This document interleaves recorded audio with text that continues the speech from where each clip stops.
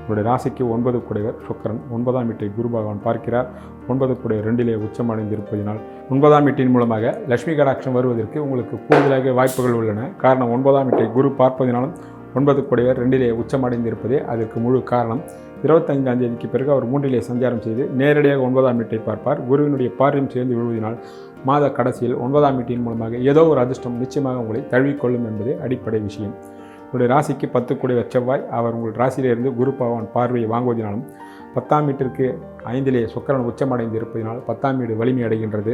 அதன் மூலமாக தொழில் விருத்தி அடையும். பணியில் இருப்பவர்களுக்கும் தக்க வருமானமும் ஒரு சில பதவி உயர்வு வரும். இருந்தாலும் 10ஆம் வீட்டு அதிபதி குருவினுடைய பார்வையை வாங்கினாலும் ராகுக்கு அது சம்பந்தத்துடன் இருப்பதனால் எதிலும் விழிப்புணர்வாக இருக்க வேண்டும். தொழிலதிபர்களுக்கு மிகப்பெரிய லாபமும் முன்னேற்றமும் உண்டு. இருந்தாலும் அவர்களுக்கும் ஒரு சில கலகங்களும் சிக்கல்கள் வரும். அதனால் எதிலும் எச்சரிக்கையாக இருக்க வேண்டும் என்பதே அடிப்படை விஷயமாகும்.